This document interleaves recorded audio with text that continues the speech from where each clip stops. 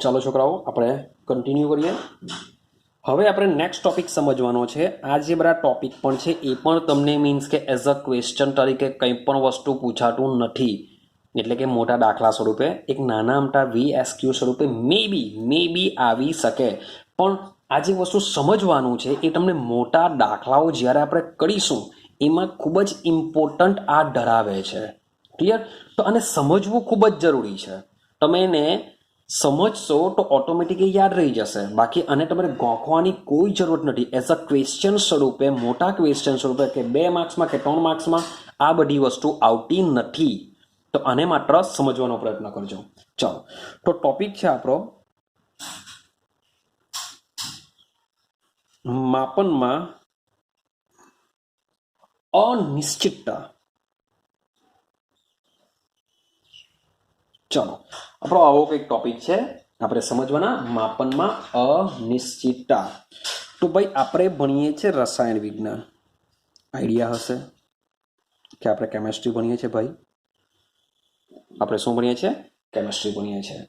તો ભાઈ કેમેસ્ટ્રીમાં આપણે શું કરવા પડતા હોય છે? પ્રયોગો કરવા પડતા હોય છે. તમે જે પ્રયોગો કરશો તો એ પ્રયોગ પરથી બી તમને શું મળશે? પરિણામો મળશે. પરિણામોનો મતલબ શું થાય? અમુક ચોક્કસ તમને સંખ્યા અથવા તો આંકડાઓ મળશે. ક્લિયર? મળવાના. હવે રસાયણ વિજ્ઞાનમાં તમે પ્રયોગ બી કરવા પડે, પણ કોઈક વાર આપણે શું કરવું પડશે? સૈદ્ધાંતિક ગણતરીઓ બી કરવી પડશે. ને એ ગણતરીઓમાં બી શું આવશે? ભાઈ સંખ્યા જ આવવાની. તો આ જે સંખ્યાઓ છે એ સંખ્યાઓને ચોકસાઈથી વ્યવસ્થિત લખવા માટે, આ જે બધી સંખ્યાઓ છે, સંખ્યાઓને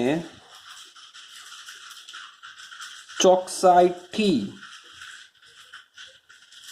દર્શાવવા માટે આ ટોપિકને ભણવામાં આવે છે. કે જે આપણી પાસે પ્રયોગો કે સૈદ્ધાંતિક માહિતી દ્વારા જે સંખ્યાઓ પ્રાપ્ત થયેલી છે, જે મૂલ્ય પ્રાપ્ત થયા છે, એ મૂલ્યને કેવી રીતના દર્શાવવામાં આવશે. તો એ દર્શાવવા માટે આપણે શું કરીશું? એક ટોપિક ભણવો પડશે. એ ટોપિક છે આપણો વૈજ્ઞાનિક સંકેત. એ ટોપિક શું છે આપણો? વૈજ્ઞાનિક સંકેત. તો આ જે મૂલ્ય છે, મૂલ્યને ચોક્કસ રીતના દર્શાવવા માટે આપણે વૈજ્ઞાનિક સંકેતનો ઉપયોગ કરીએ છીએ. રેડી? હવે સમજો, હું થોડુંક તમને ગાઈડલાઇન્સ આપું, એક એક્ઝામ્પલ આપું, એને બરાબર સમજવાનો પ્રયત્ન કરજો. ક્લિયર? માની લો કે મારી પાસે હાઇડ્રોજન અણુ છે. હાઇડ્રોજન અણુ બોલું એટલે H2 જ આવે. હાઇડ્રોજન પરમાણુ બોલું, આને શું કહેવાશે? અણુ કહેવાશે. આને શું કહેવાશે? અણુ. હું હાઇડ્રોજન પરમાણુની વાત કરું તો આને શું કહેવાશે? પરમાણુ કહેવાશે. ઉતરે છે દિમાગમાં? H2 હોય તો અણુ કહેવાય, H હોય તો એને પરમાણુ કહેવાશે. મીન્સ કે 2 પરમાણુ ભેગા થઈને અણુ બનાવે છે. તો હું H2 અણુની વાત કરું. માની લો કે મારી પાસે H2 અણુ કે H2 પરમાણુ વોટ એવર જે બી હોય તે, મારી પાસે હાઇડ્રોજન 2 ગ્રામ છે. મારી પાસે જે હાઇડ્રોજન છે એ હાઇડ્રોજન કેટલા ગ્રામ છે? 2 ગ્રામ હાઇડ્રોજન છે. તો 2 ગ્રામ હાઇડ્રોજન વાયુમાં, 2 ગ્રામ હાઇડ્રોજન વાયુમાં હાઇડ્રોજન, 2 ગ્રામ હાઇડ્રોજન વાયુમાં હાઇડ્રોજનના અણુની સંખ્યા કેટલી હશે? કારણ કે મેં તમને ચેપ્ટરમાં કીધેલું છે કે આ જે બધા તત્વો છે એ ક્યાં તો અણુના બનેલા હશે, ક્યાં તો પરમાણુના બનેલા હશે. તો એમાં કેટલા અણુ આવેલા છે, એમાં કેટલા પરમાણુ આવેલા છે, એની સંખ્યા શું છે, એનું દર શું છે, એ બધું જ આપણે આ ચેપ્ટરમાં ભણવાના છે. તો સમજો કે મારી પાસે H2 અણુ છે, એટલે કે હાઇડ્રોજનનું વજન 2 ગ્રામ છે. તો આ 2 ગ્રામ હાઇડ્રોજનની અંદર H2 અણુના, એટલે કે હાઇડ્રોજનના અણુની સંખ્યા કેટલી હશે? તમને સંખ્યા તમને કહો, 602 200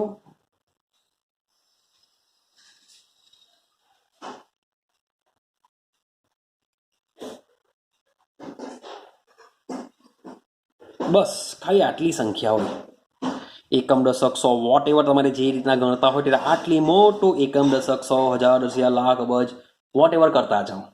તમે બોલો પછી શું કેવું વિચિત્ર લાગશે. ક્લિયર થયું?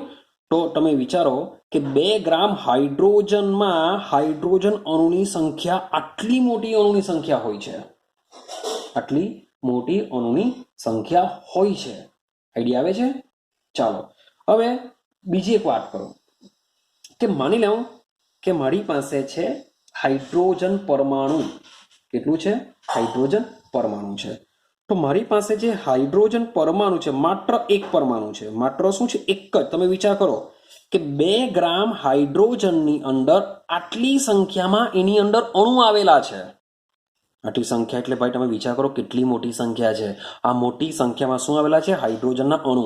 હવે આટલી મોટી સંખ્યામાંથી હું માત્ર ને માત્ર એક જ પરમાણુ, આટલા બધા અણુની સંખ્યા છે એના બી પાછો એક ભાગ પરા ને એનો પાછો અડધો લેવા. તો માની લો કે મારી પાસે એક હાઇડ્રોજન પરમાણુ છે, તો આ એક હાઇડ્રોજન પરમાણુનું વજન કેટલું થશે? માત્ર એક હાઇડ્રોજન પરમાણુ વજન. તો આના વજનની વાત કરીએ તો વજન થાય, જોજો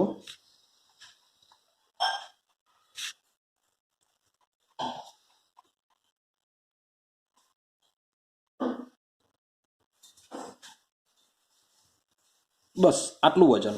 તમે વિચારો કે એક હાઇડ્રોજન પરમાણુનું વજન પોઈન્ટની પાછળ કેટલા મીંડા છે, ખાલી 166 છેલ્લે લખેલું છે. તો એનું વજન તમે વિચારો કે એનું વજન શું હશે, કેટલો હલકો હશે. રેડી? તો આ મુજબના આંકડાઓનો આપણે શું કરવો પડશે? રસાયણ વિજ્ઞાનમાં ઉપયોગ કરવો પડશે. તો હજુ બી તમને વાત કરું, માની લઉં કે મારી પાસે એક બીજો પ્લાન્ક અચળાંક આવશે. પ્લાન્ક અચળાંક જેની વેલ્યુ હોય છે 6.626. એકની બાજુમાં જોજો 34 વાર 0 એવું સમજી લેજો કે 6.626 ના છેદમાં એકની બાજુમાં 34 મીંડા, 34 વખત મારે 0 લખવું પડશે. તો જે આન્સર આવશે ને એને પ્લાન્કનો અચળાંક કહેવાય, જેને આપણે h થી દર્શાવીશું. આઈડિયા આવે છે? તો વિચારો તો આ વેલ્યુ બી કેટલી નાની થવાની, હા કે ના? આનો બી આપણે ઉપયોગ કરવો પડશે કેમેસ્ટ્રીમાં. ત્યાર પછી વાત કરીએ પ્રકાશનો વેગ. વાત કરીએ પ્રકાશનો વેગ. જે પ્રકાશનો જે કિરણ છે એ કિરણ ભાઈ કેટલા વેગથી દોરે છે? તો એ દોરે છે 3ની બાજુમાં, 3ની બાજુમાં લખી દઉં છું, 3ની બાજુમાં 10 વાર 0. તો 3ની બાજુમાં મીન્સ કે 10 0 લખી કાઢો. તો એટલા વેગથી પ્રકાશનું કિરણ દોરે છે કે 3ની બાજુમાં 10 વાર 0. તો આટલી મોટી સંખ્યા, આટલી નાની સંખ્યા મીન્સ કે આ તમે જોવા જશો આનું વજન કઈ નહીં, પણ સંખ્યા તમે જોશો તો બહુ મોટી સંખ્યા છે. તો આવી મોટી મોટી સંખ્યાઓનો આપણે કેમેસ્ટ્રીમાં ઉપયોગ કરવો પડતો હોય છે. તો આટલી મોટી સંખ્યા મને તો લખવામાં જ કંટાળો આવે એટલે તો મેં લખવાનું બંધ કરી દીધું. પછી કે આટલી 2 વાર લખી પછી તો બતાવી દીધું કે 34 વાર 0, 10 વાર 0.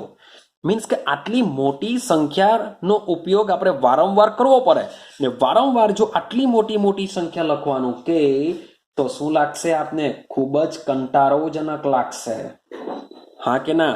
આપણે લખવામાં કંટાળો આવે. તો તમે વિચારો કે આવી સંખ્યાનું ભાઈ સરવાળો કરવાનો હોય, આવી મોટી મોટી સંખ્યા કોઈ બેનો ભાઈ બાદબાકી કરવી હોય, ગુણાકાર કરવો હોય, ભાગાકાર કરવો હોય, તો યાર તમે કેલ્સીમાં પણ તમે ડિજિટ જોશો ને તો આટલા ડિજિટ નહીં આવી શકે.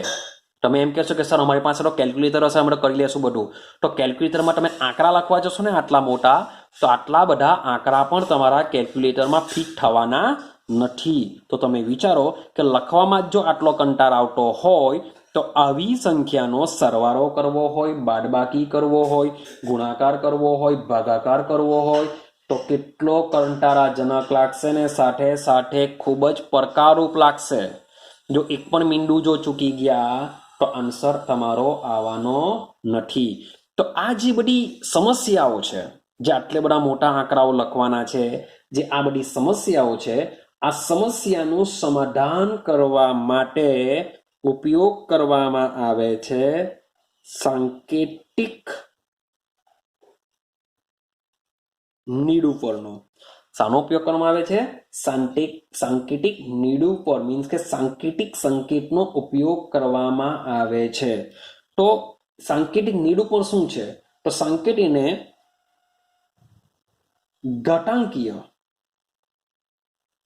ઘાતાંકીય સંકેત સ્વરૂપે દર્શાવવામાં આવે છે. આ જે આંકડાઓ છે, જે સંખ્યા છે, એને શું કરીશું આપણે? ઘાતાંકીય સંકેત સ્વરૂપે દર્શાવવાનો પ્રયત્ન કરશું.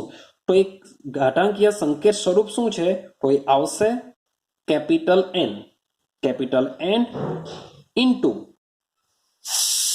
10⁻⁻n. યાદ રાખજો. તો આ જે બધી સંખ્યાઓ છે એને આ રૂપમાં દર્શાવવાનો પ્રયત્ન કરશું, જેને લીધે સરવાળો, બાદબાકી, ગુણાકાર, ભાગાકાર આપણે સરળતાથી કરી શકીએ છીએ. તો સમજો કે આ જે સ્મોલ n છે, એ સ્મોલ n નું મૂલ્ય ધન પણ આવી શકે અથવા તો ઋણ પણ આવી શકે. એટલે કે n નું મૂલ્ય ધન પણ હોઈ શકે અથવા ઋણ પણ હોઈ શકે છે. ક્લિયર છે ને? જે ઘાતાંકીય હોય છે મીન્સ કે સામા આવેલી છે, ઘાટમાં આવેલી છે. એ સામા આવેલી છે ઘાટમાં. હવે જે કેપિટલ N છે, કેપિટલ N શું છે? તો જે કેપિટલ N છે એ કેપિટલ N ને કહેવામાં આવે છે પદ આંકડાકીય.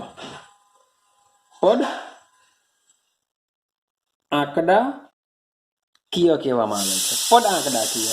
અને જે પદ આંકડાકીય હોય છે, આ પદ આંકડાકીયનું મૂલ્ય 1.000 વોટેવર કંઈ બી હોઈ શકે અને 9.9999 વોટેવર અહીંયાથી. મીન્સ કે આ જે n નું મૂલ્ય છે એ આ કિંમતની વચ્ચે આવશે, કંઈ બીજું આવી શકે. તો અહીંયાથી લઈને અહીંયા સુધીની જ એની વેલ્યુ આવી શકશે. હવે એક્ઝામ્પલ આપું, હું શું કહેવા માંગુ છું. માની લો કે તમને, હવે આ બરાબર સમજજો, એમ તો તમે ભણીને આવ્યા જ હશો 10મામાં, તે છતાં બી આપણે રિપીટેશન કરીએ. ચાલો, તો એક એક્ઝામ્પલ લઈએ આપણે. માની લો કે એક્ઝામ્પલ તરીકે લઉં 232.50. જે વસ્તુ છે તે જ વસ્તુ તમને એક્ઝામ્પલ તરીકે લઉં છું. તો માની લો કે 232.508 છે. હવે મારે શું કરવું છે? અને વૈજ્ઞાનિક સંકેત પ્રમાણે લખવું છે. તો મેં તમને કીધેલું છે કે આપણે આને શું કરીશું? n ઇન્ટુ 10⁻n સ્વરૂપમાં રૂપાંતર કરવાનું. હવે જે કેપિટલ N છે એ 1.9 પોઈન્ટ મીન્સ કે એક જ પોઈન્ટમાં આન્સર આવવો જોઈએ. તો હું શું કરા આને 2.32508 આ રીતના લખી દેવા કે આ જે પોઈન્ટ છે એ પોઈન્ટને સીધો ક્યાં લઈ જવા? 2 પાસે લઈ જવા અને સાથે સાથે 10⁻2 લખી દેવા. તો આ જે કિંમત છે એને આ રીતના જે દર્શાવવાની પ્રોસેસ છે એને શું કહેશું? આપણે વૈજ્ઞાનિક સંકેત કહેશું. ક્લિયર થાય છે? ચાલો બીજે સમજવાનો પ્રયત્ન કરીએ. માની લો કે મારી પાસે 400.300 આ મુજબની કોઈ વેલ્યુ છે. તો એને આપણે એક જ પોઈન્ટ મીન્સ કે ક્યાં 1.0 ક્યાં 9.0માં રૂપાંતર કરીશું. તો આને રૂપાંતર કરીશું 4.00300 ઇન્ટુ 10⁻². ચલો આ તો ખબર પડી ગઈ કે અહીંયા 2 પોઈન્ટ લખવું પડશે, અહીંયા 4 પોઈન્ટ કેમ? કારણ કે એનની વેલ્યુ 1.0 થી 9.0 મીન્સ કે એક જ પોઈન્ટમાં આવવું જોઈએ, એટલે 2 પોઈન્ટ 4 પોઈન્ટ આ રીતના જ આવવું જોઈએ. પણ સવાલ એવો આવે કે 10⁻² કેવી રીતના? 10⁻² કેવી રીતના છે? એક બીજી વેલ્યુ તમને કહો. માની લો કે મારી પાસે 0.0001 છે. તો મારે જો આને કન્વર્ઝન કરવું હોય તો શું થાય? તો હું લખા 1.0 ઇન્ટુ 10⁻⁻4 તો થઈ ગયું સાંકેતિક સ્વરૂપ. આનું રૂપાંતર મેં આવું કર્યું. હવે અહીંયા 2 કેમ લખ્યા, અહીંયા 4 કેમ લખ્યા, આ પ્લસમાં કેમ આવે છે, આ માઇનસમાં કેમ આવે છે, એને સમજીએ. તો કેવી રીતના આવશે આ? તો સમજો. તો હું પહેલો આંકડો લઈ લઉં 232.508.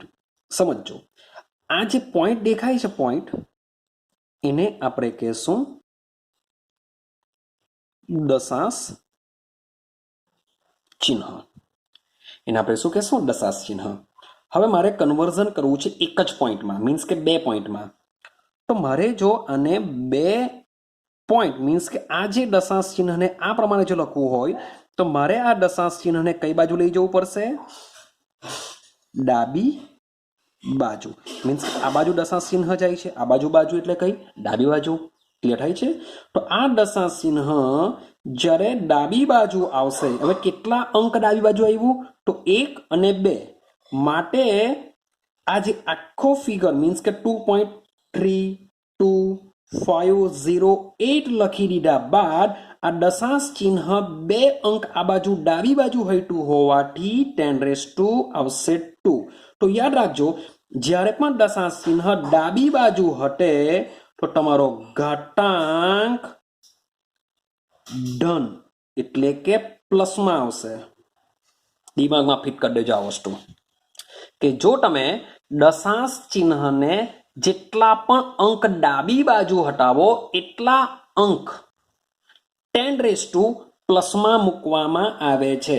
થોડાક એક્ઝામ્પલની પ્રેક્ટિસ કરીએ, આઈડિયા આવશે. માની લો કે મારી પાસે સેકન્ડ એક્ઝામ્પલ લઈ લઈએ. 400.300 આ પ્રકારે છે. તો મારે શું કરવું છે? 4 પોઈન્ટમાં લખવું છે. તો 4 પોઈન્ટમાં લખવું હોય તો આ જે દશાંશ ચિહ્ન છે એને ડાબી બાજુ હટાવવું પડશે. કેટલા અંક? 1 અને 2.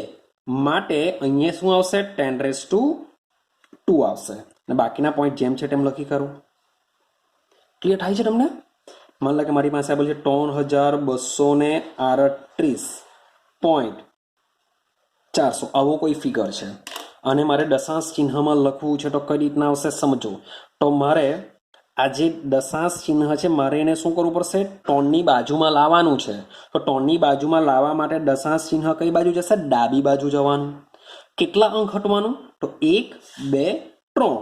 જો 3 અંક હટે તો ટોનની બાજુમાં આવી જાય, માટે અહીંયા આવશે 10 ખબર છે? તો તમારું દશાંશ ચિહ્ન ડાબી બાજુ જેટલા પણ અંક હટશે તે મુજબ તમારે 10 આવશે. બાકીના જે આંકડા છે બધા લખી કરો. 2 3 8 4 0 0. થયું ઉતરું દિમાગમાં? એકદમ સિમ્પલ લોજિક છે. ચાલો સેમ વસ્તુ આની વાત કરીએ. 0.001. તો આને આપણે કેવી રીતના દર્શાવ્યું તો સમજો. તો આની જો વાત કરીએ, સોરી ફોર આના કરતાં મેં 1 મીંડું આમાં ઓછું લખેલું છે, બંને સિમિલર નથી. તો આની વાત કરીએ તો આમાં શું થવાનું? તો આ આપણું શું કહેવાશે? દશાંશ ચિહ્ન કહેવાશે. તો આ દશાંશ ચિહ્નને મારે શું કરવું છે? જો અહીંયા નથી લાવવાનું, 0.1 નથી કરવાનું, આપણે જે કેપિટલ એનની વેલ્યુ છે એ 1.0 થી 9.9 ની વચ્ચે જ આવશે. માટે મારે આન્સર 1.0 લાવવો પડશે. તો 1 પોઈન્ટ જો આટલે જો 1 ની બાજુમાં દશાંશ ચિહ્ન લાવ તો 1 2 3 અંક હટવું પડશે. 3 અંક હટ્યું માટે 10 આવશે. કેમ? કારણ કે આ જે દશાંશ ચિહ્ન છે હવે કઈ દિશામાં જાય છે? જમણી તરફ જાય છે. દશાંશ ચિહ્ન જાય છે જમણી તરફ. જો દશાંશ ચિહ્ન જમણી તરફ જતું હોય તો ઉપર આવશે માઇનસ. જેટલા પણ અંક દશાંશ ચિહ્ન હટે એટલા અંક 10 માં જશે. તો બાકીના જે મીંડા છે તે તમે લખી શકો છો. ક્લિયર થાય છે? તો આ પ્રકારે તમારે યાદ રાખવાનું છે કે ડાબી બાજુ જાય તો પ્લસમાં આવશે, જમણી બાજુ જાય તો માઇનસમાં આવશે. ક્લિયર થાય છે? ચાલો આના પરથી હવે આપણે જે મેં તમને સમજાવ્યું કે સરવાળો બાદબાકી ગુણાકાર ભાગાકાર કરવાનું આવા અંકોમાં ખૂબ જ મુશ્કેલ હોય છે, માટે આપણે એને સાંકેતિક સ્વરૂપમાં ફેરવવું પડે. હવે આપને સાંકેતિક સ્વરૂપમાં ફેરવતા આવડી ગયું છે. તો હવે આપણે સરવાળા બાદબાકી ગુણાકારનો કરવાનો પ્રયત્ન કરીએ. હવે સમજો. તો સૌથી પહેલા સમજીએ આપણે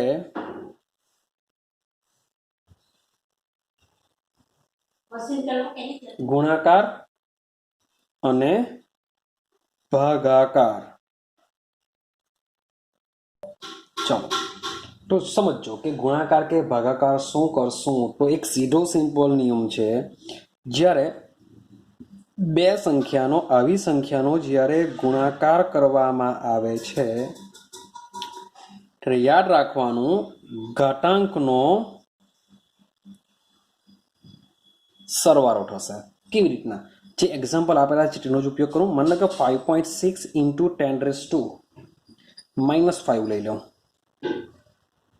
તો આ એક સાંકેતિક નિરૂપણ કરેલી સંખ્યા છે. બીજી લઈ લઉં, માની લો કે 6.9 ઇન્ટુ 10⁻8 લઈ લઉં. મેં ચોપડીકાર થોડીક ડિફરન્ટ રાખેલી છે, મીન્સ કે એમાં +5 છે, મેં અહીંયા -5 લીધેલી છે. તો આવી બે સંખ્યાનો ગુણાકાર જો કરવો હોય તો કેવી રીતના કરી શકાય? તો એક સીધી સિમ્પલ વસ્તુ છે કે આજે 5.6 લઈ લઉં, ગુણાકાર કરી દઉં, 6.9 લઈ લઉં, બ્રેકેટ પૂરો કરો. હવે બંનેના જે બેઝ છે 10⁻2 કરી દેવું. હવે 10⁻2 માં શું કરવાનું છે? અહીંયા -5 છે તો -5. મેં તમને શું ઘાતાંકનો સરવાળો કરો, તો આ બેની વચ્ચે પ્લસનું નિશાન મૂકી દેવું, અહીંયા મૂકી દેવું 8. તો આ પ્રકારે તમે કેલ્ક્યુલેશન કરશો તો તમને આન્સર મળી જશે. ક્લિયર થાય છે?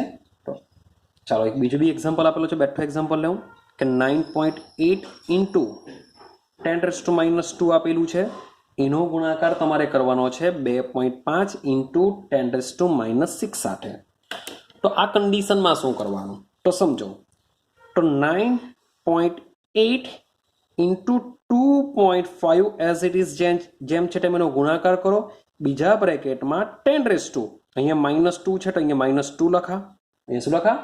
-2 પ્લસ આપણે પ્લસ કરીશું અને આ બાજુ -6 માટે -6 મુકાય. તો તમે ચેક કરશો તો અહીંયા વચમાં તો મેં પ્લસ જ મૂકેલું છે ને એની આગળ જે બધા માઇનસના ચિહ્નો છે એ જેમ છે તેમ મૂકી દીધેલું છે.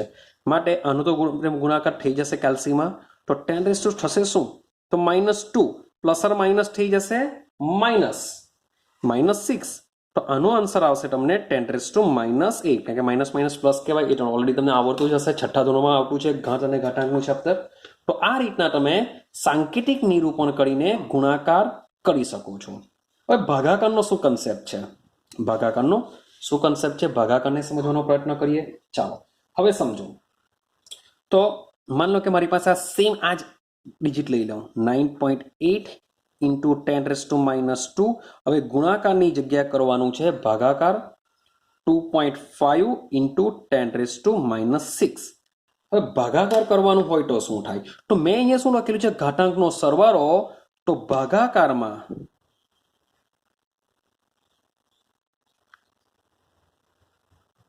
ઘાતાંકની થશે શું?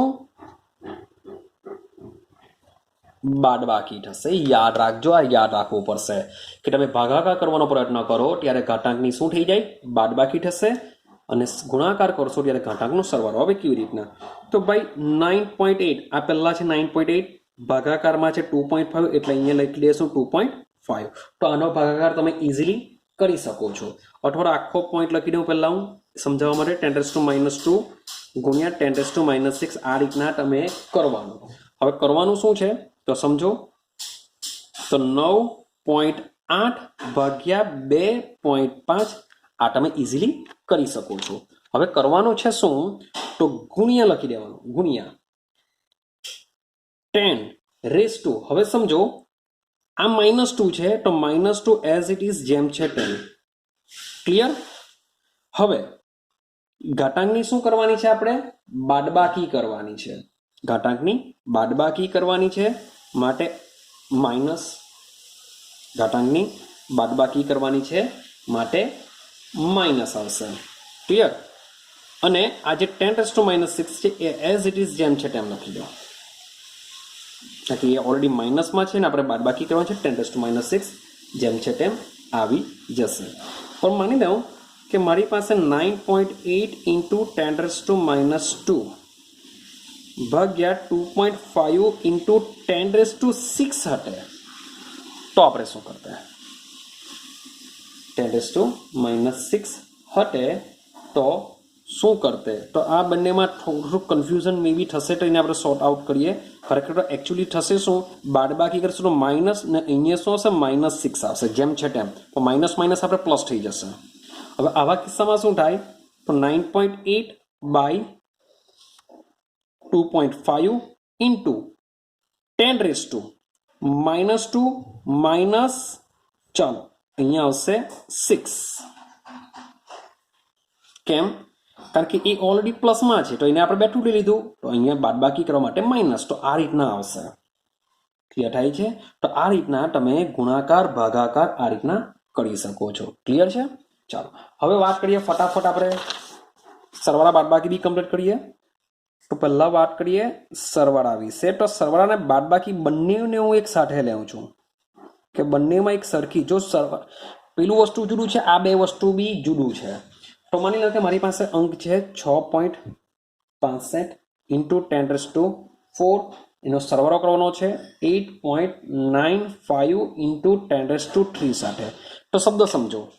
તો સરવાળા અને બાદબાકીમાં આ જે ઘાતાંક જે વસ્તુ આપેલું છે, અહીંયા છે 4, અહીંયા છે 3, ક્યાં બે રસ્તા, ક્યાં 4 ને 3 માં કન્વર્ઝન કરો અથવા 3 ને 4 માં. કહેવાનો મતલબ ખાલી એટલો છે કે બંનેના અંક સમાન થવા જોઈએ.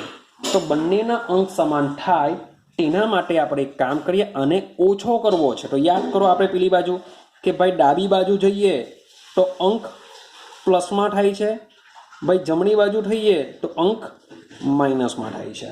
રેડી? તો મારે 4 માંથી મારે શું કરવું છે? 3 માં કરવું છે, અથવા તો 3 ને મારે શામાં કન્વર્ઝન કરવું છે? 4 માં.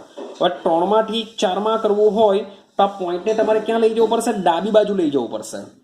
હવે પોઈન્ટને જો ડાબી બાજુ લઈ જાઓ તો 0.895, તો આનું કન્વર્ઝન થઈ જાય 10⁴ માં. તો આ બંને સેમ થઈ ગયેલા કહેવાય. અથવા તો માની લો કે આને 3 માં કન્વર્ઝન કરવું છે, હવે ઘટાડવું છે, ઘટાડવું હોય તો જમણી બાજુ જવું પડે. તો 66.5 ઇન્ટુ 10⁵ કરો તો પણ ચાલે. જો આનું કન્વર્ઝન કરો તો આ બેનો સરવાળો કરવો પડે, આનું કન્વર્ઝન કરો તો આ બેનો સરવાળો કરવો પડે. મીન્સ કે આ જે 10⁵ છે એ બંનેમાં કેવા થવા જોઈએ? સેમ થવા જોઈએ. તો આ બેમાંથી કોઈ પણ એક કન્વર્ઝન કરી શકો. માની લો કે 10⁵